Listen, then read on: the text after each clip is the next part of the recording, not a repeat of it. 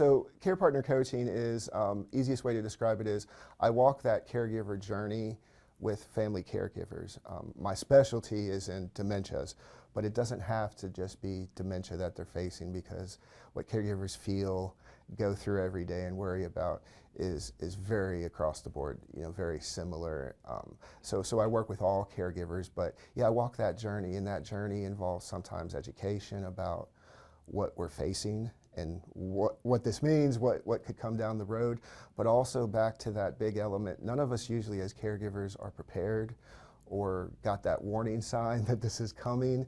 So often we're just thrown in that lake of caregiving with no training, no professional experience, and it's personal now. So sometimes we just need to talk to someone that understands with no judgment.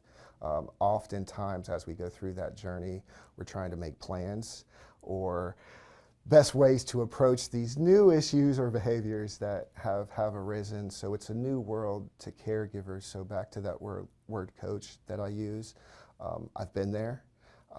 I've been in that world. So sometimes I can go to places that maybe someone who hasn't walked that journey can go. So best way, again, I walk it with them. I hold their hands. Sometimes we cry. Sometimes we laugh together.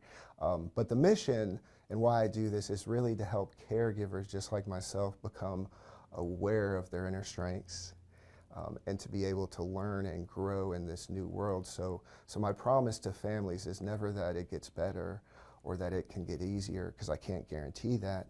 But what I promise families is you'll still be standing at the end of this journey. You will be able to get through that. And because it was personal to me, I lived all that. I felt all that.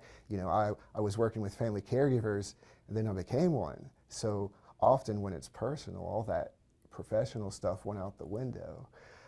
So it's really my way to kind of give back and continue fighting as well. Those things I learned only because I was caregiver.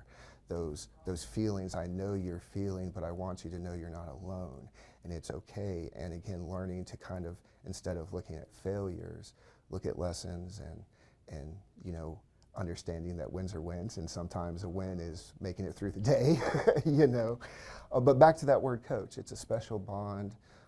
There's someone there that's always available for them, and they don't feel like they're so alone on that journey. Looking back on that journey, there are signs and things that I now see that I may have missed at that moment, but just like every other caregiver. But for us, it was somewhat subtle in the beginning, minor things, which usually when we talk about warning signs of dementia, a lot of times we miss these in the beginning because they can be so subtle. So it was things like starting to call things a different name, but very similar. So calling her watch a hand clock, slight change in verbiage, but still knew what she was talking about. There were memory issues, so confusion with directions or doing tasks. Balance was a major concern. So very early on, and we all have, I hate to admit this, we all have those moments where even though I still think I'm young and spry, I can trip and fall or bruise my elbow, and it was things like that. We noticed little bruises and bumps, and when we tried to find out exactly what happened, here's another sign, recall and giving details were somewhat fuzzy. So there were many moments that, because I knew her so well, that the story sounded a little fishy or not maybe accurate, and it wasn't because she was fully lying. It was the memory issue, trying to fill in the blanks, and it's her version. But yeah, so we noticed little falls, little dings on the car, and not too far after, we noticed little things. Co-workers and certain people she worked with reached out and just noticed things that were not in her nature, like handling money, finances, started to become difficult. So sometimes we would see a pile of bills in the drawer, and that was never in her nature. She was very cautious with her money and very astute and on time with her bills. So when we started to notice bills being unpaid or found a bill in a drawer that we didn't realize was there, that's where we really noticed. So really dealing with finances, some balance issues, and that, I'll call it recall, or performing certain easy tasks. I'll tell you one that really stood out to me as a grandson was here's another warning sign of following a process, directions. So she always baked me a cherry pie for my birthday because I wasn't a fan of cakes and I was the special first grandson. So she always baked me a pie. And I remember standing beside her as she's making this cherry pie and having a moment, and she's frustrated and she pulls out these directions that I had never seen her use before and still wasn't able to follow that sequence of putting that pie together. Now again, just like so many families, and this happens so often, and I want them to know they're not alone, often because of dementia, and it's a brain disease, and certain things sometimes do not allow that person to see what we're seeing. So there's always can be a possible conflict there. So just like everyone else in the beginning, when she heard those words from her doctor, she knew what they meant and was able to tell me what that meant to her. So when she heard those words, I remember her saying, "My worst fear has come true." So that was another flag of this is very frightening to her and very scary to her.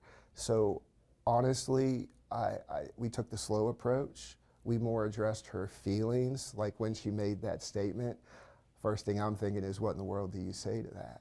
You know, so I remember that's really where our partnership started, because all I could think of was to hold her hand, and apologize if I get emotional, and let her know that we're in this together. I'm not going anywhere.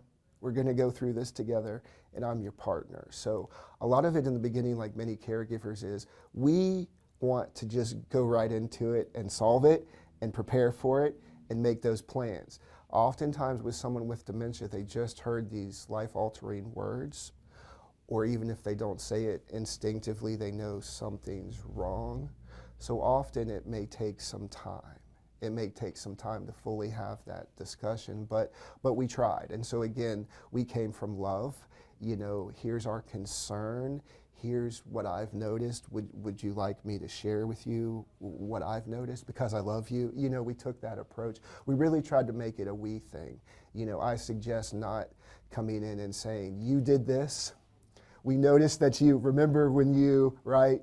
Those things, because it also starts to cause a conflict. They may not recall those things, and now looking at you as, why are you making these things up? So it can start to build a wall up. So in the beginning, I would suggest just being there for them. Remember, we're all together in this. And here's my best advice to family caregivers.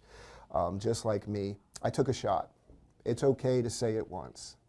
It's okay to try out of love, you know, because you care about this person. Just understand the first time, they may not be fully ready. It may take some time, and look for those windows of opportunity. But she gave me a window to at least say, I'm concerned too. Now let's go talk to that doctor about this. Now once I got in there, let the doctor do his creative thing, and maybe his message to her would be taken differently than my message. So again, partnership. I relied on professionals and doctors to help have conversations. You know, I'm still going to be the nagging son. A doctor she saw as respectful, trusting. So sometimes conversations with others outside of that immediate circle can have a different result. Elements of changes in the relationship. Some people call it a role reversal. I will say changes in the relationship. So for instance, an adult child now caring for, concerned about their mother, the person that raised them. So often again with us children, there can be conflicts at times of they still know they're the mother, right? Or you're the child, but also now you're making certain decisions that are similar to a parent. Sometimes you just have to do what's best for them, despite what they may say or threaten you with, you know. You still had to do that. So it's a big role change for these caregivers. I have a phone number that people can just call, and I offer free consultations to first-time callers or the first time we meet. And in the world of caregiving, that is so valuable because our caregivers will understand and know this, but let's say in 45 minutes or an hour, we can do a lot. You know, and often they already have their list of questions. So, you know, when I pick up that phone, they're ready to share. How do I do this? They're doing this. But I also offer support groups and other free community events, and so many different places for you to find others like yourself to get that support and become educated. But I will talk to anyone, okay? So they can call me at 304-553-7557. They can email me directly at jt@remtme.com. And I also have Facebook for anyone that uses social media. Great wealth of information on our Facebook page, but also you can message me and contact me through there as well. So I try to be as accessible as I can for folks. You know, I came from a nonprofit, but now being on my own, there always is that issue. I don't want anyone to ever feel like they can't afford me or that is a barrier. So back to the free consultations. For anyone that's listening, don't worry about it right now. You just contact me